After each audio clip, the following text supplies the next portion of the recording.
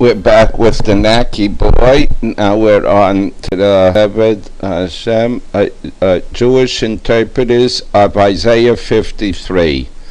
There's some guys that wrote a book, S.R. Driver and A.D. Neubauer. They wrote all the rabbis that wrote about Isaiah 53. I don't know why he's putting it here, but he's quoting that. We'll just look at a few quotations and we'll see.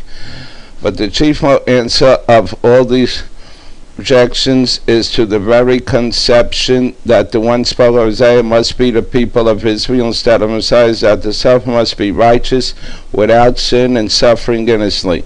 Never is Israel exile said to be without cause or wanton, but rather the punishment of sin. And the principal reason provided side rival continuing sin among them cannot be both innocent and suffering without cause. So now he quotes the rabbis. Ibn Crispin, nobody knows who he is, complained the fourths are far-fetched interpretations of what others have been guilty. Passage in natural sense, the singular is used throughout, whereas the prophet calls the people of Israel my servant previously. In this passage he says only my servant.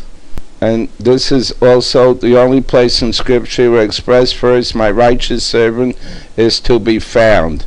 Nowhere in Isaiah 53 does it say my righteous servant.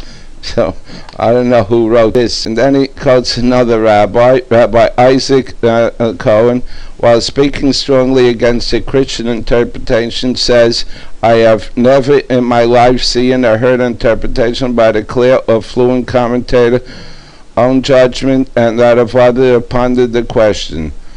Ajah ibn Danan says, I set before myself the notes of those who had commented on this chapter and pondered over them, examined the opinion they contained, but all alike I found lacked solidarity and soundness.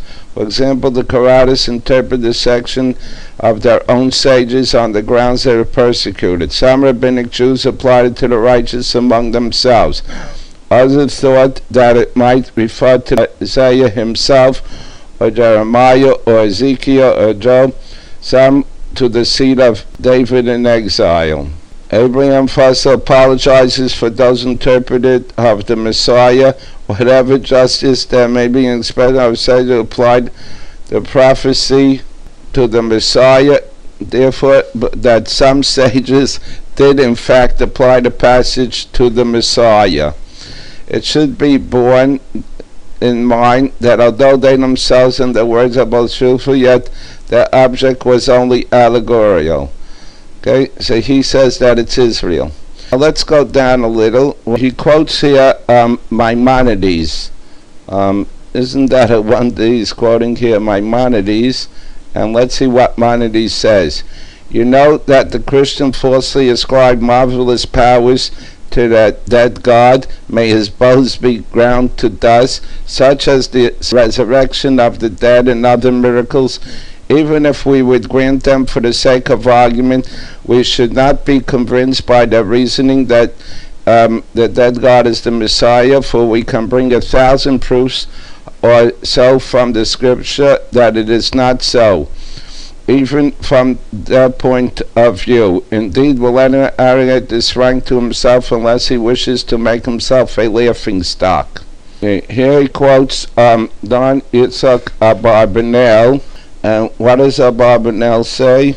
The opinion held by the learned among the Nazarenes is that the prophecy refers to the dead God of the Christian who was put to death at the end of second. However, the simple sense of the words themselves will not bear the interpretation put on them, and there's for several reasons. Okay, you can go read these reasons. So I don't know why he bringing this. Not one of these rabbis claims that it's their dead God. But let me tell you how he shoots himself in the foot. We'll just go see right here. Here you can be talking on it for yourself and see if Rabbi Singer's telling the text in the translation society and normal Targum translated by Darwin. The text is followed by an analysis and main discussion of one of anti-moderators in the Messiah Truth Discussion Forum. Enjoy. Okay, so let's see what he says. Behold, my servant shall prosper, shall resort and lift up Bible. Servant Messiah. Here it says is the Messiah. According as many were appalled at thee, so wide was a visage unlike that of a man, and his form unlike that of the sons of men.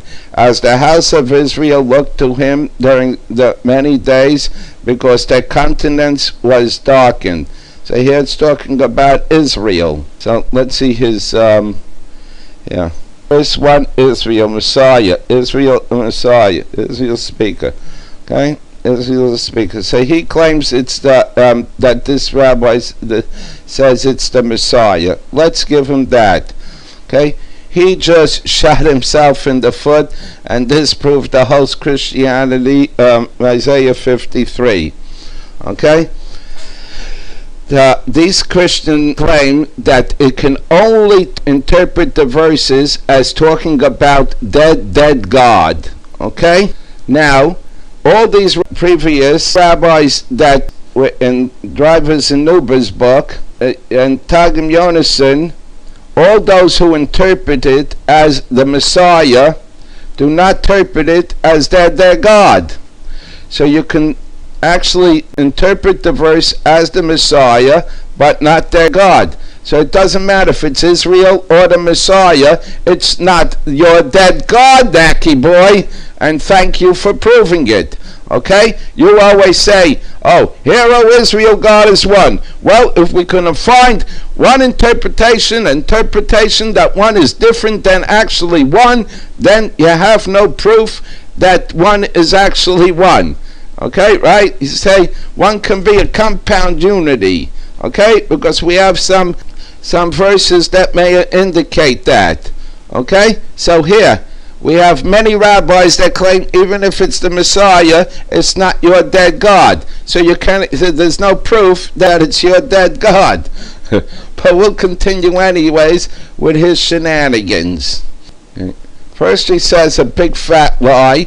This chapter must be the most discussed section of any book of any religion and any time. No, it's not discussed by the Jews. It's only discussed by the idol-worshipping Christians at any time.